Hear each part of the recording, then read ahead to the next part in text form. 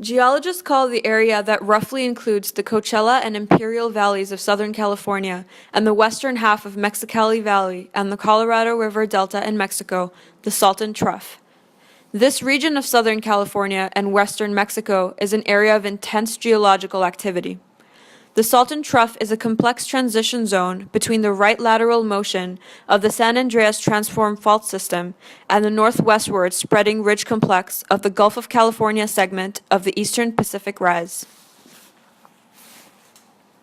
This region, at least as far north as Indio, California, 87 miles from the Mexican border, would be part of the Gulf of California today, had it not been for the sediments carried to the Salton Trough over millions of years by the Colorado River. But damming of the Colorado over the last 80 years has all but eliminated the flow of sediments to the Gulf, radically changing the geologic balance between deposition and erosion in the delta of the Colorado River. The lake occupies the lowest elevations of the Salton Sink in the Colorado Desert of Imperial and Riverside counties in Southern California. Its surface is 234 feet below sea level, and the deepest point of the sea is 5 feet, higher than the lowest point of Death Valley. The sea is fed by the New, Whitewater, and Alamo rivers, as well as agricultural runoff, drainage systems, and creeks. Hypersaline lakes and lagoons of marine and continental origin are found in all continents, being numerous in arid and semi-arid zones, which make up for about one-third of the world land. They are an essential, integral, and dynamic part of the biosphere, while the biochemical processes occurring in their unique ecosystems have considerable environmental, social, and economic value. Owing to the extremely high rates of organic matter production and sedimentation, and the deposition of calcium carbonate, they can be regarded as efficient carbon sinks and natural mechanisms to retard the human-related greenhouse effect.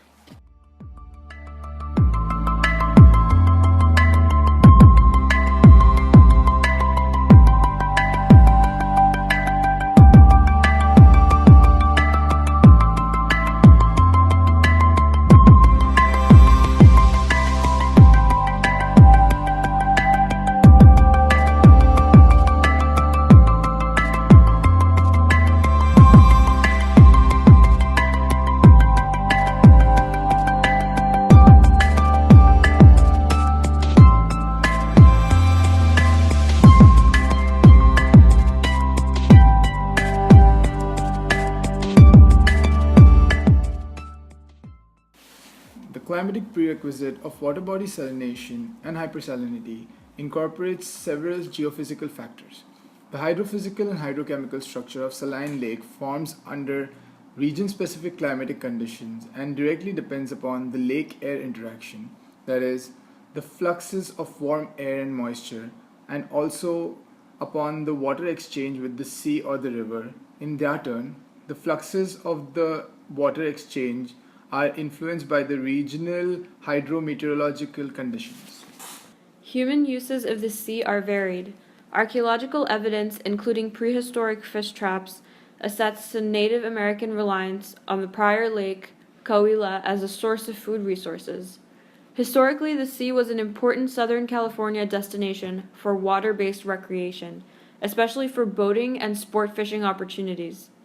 Birding is now becoming an increasing popular winter tourism activity.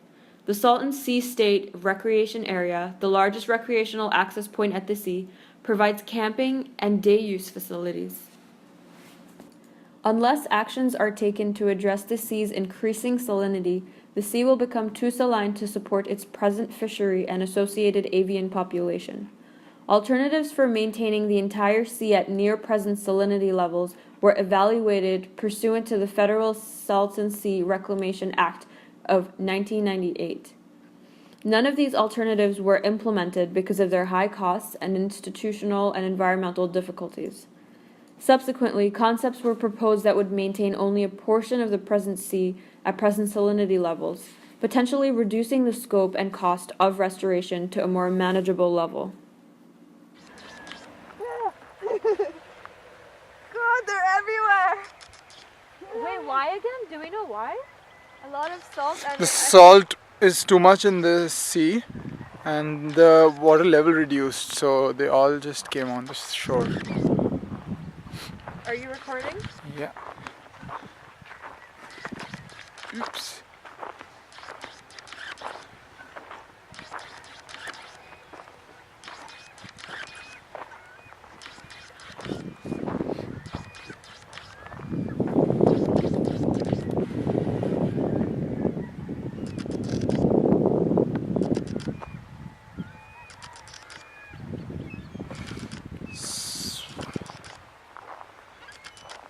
It's dead carcasses of fish lying all around.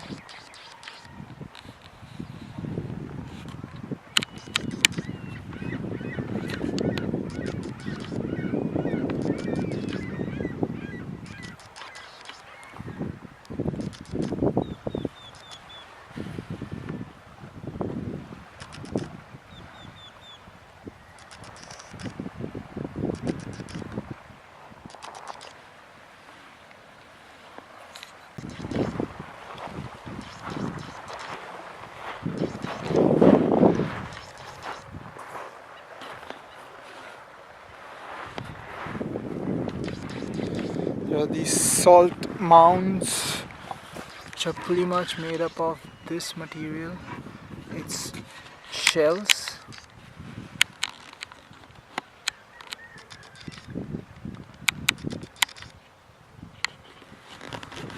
Are you recording? Yeah.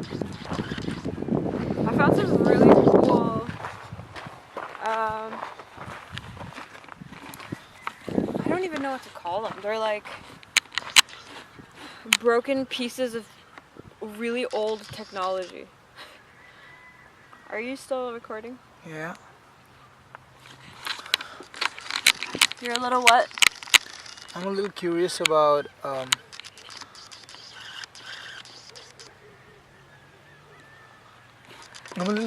the color difference that is forming here. Over here? It kind of shows how the deposition of sand has been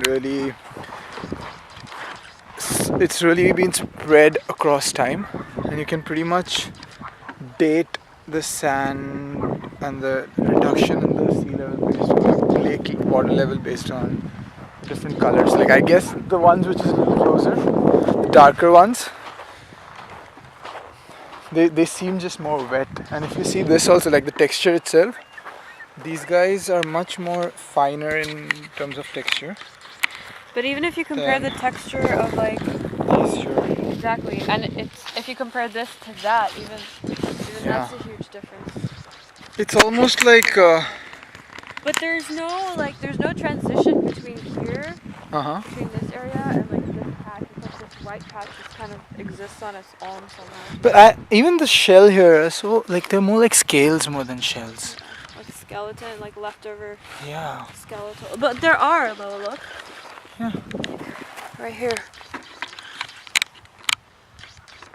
They're like disintegrated pieces of fish scale. Yeah, pretty much. Probably leftovers of like something like that. That's a more gathered piece over there. But we have to do a voiceover later on because it's going to be really cracky because of the whole. Walking around.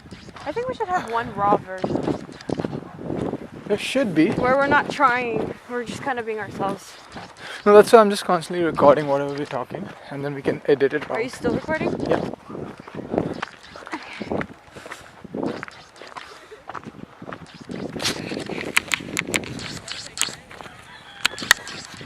This way.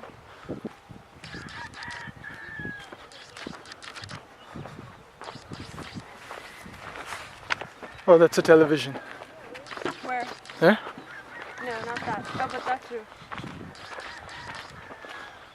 Can you take pictures while you're recording? No. We'll come back for pictures. Well, there's that, and then there's Television. Television. there's that, yeah. Television. But I was talking about that. Television. That's really cool. I don't know what it is. It's a television. Really? Yeah. See? The antenna. Right there. Really cool. So this is like, it almost seems like it has been ripped apart, the place. Well, that thing caught fire for sure. Yeah. Well, we need to kind of look into the history of this place to find out exactly why.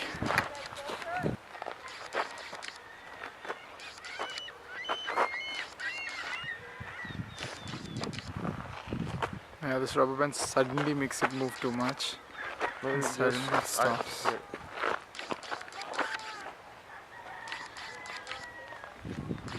So how long has she lived here? 10 years. Oh, 10 years she's lived here. In this area?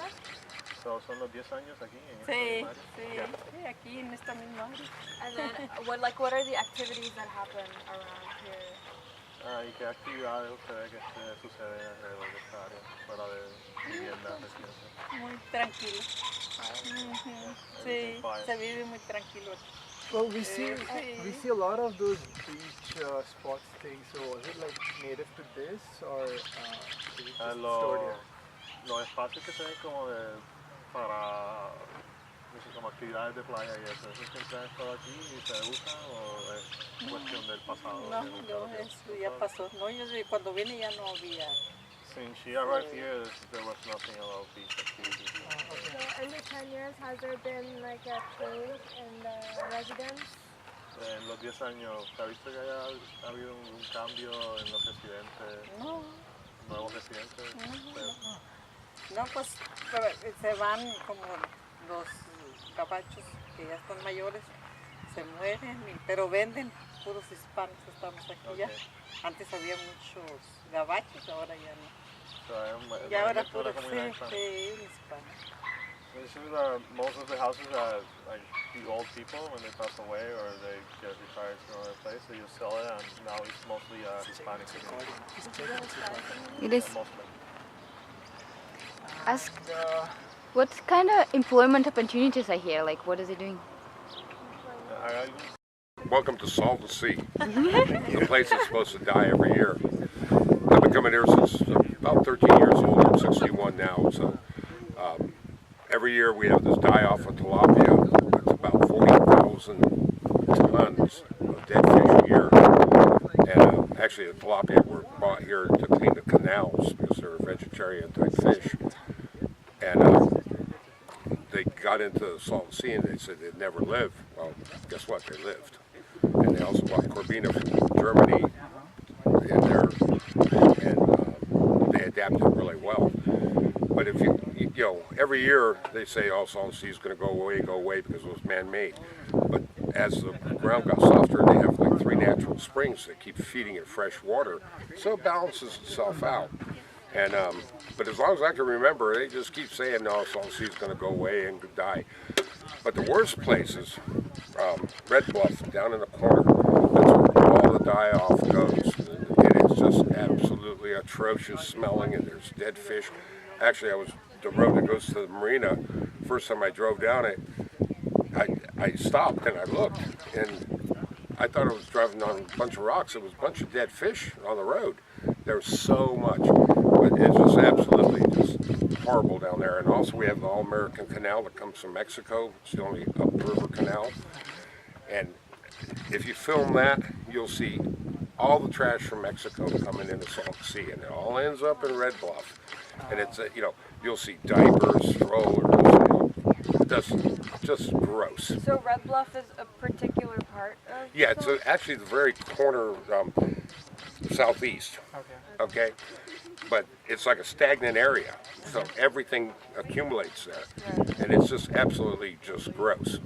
I haven't been there in probably a decade, but every time I went there, it was like, oh, this is horrible, you know. So you're saying like all this dead fish is mainly because of the saltiness of the sea? Or? Yeah, actually from the salt, but probably 50% of the tilapia took to it, and I remember, God, when I was in my 20s, we came out here, we caught like 300 of these things, and I was going to bury them in the garden.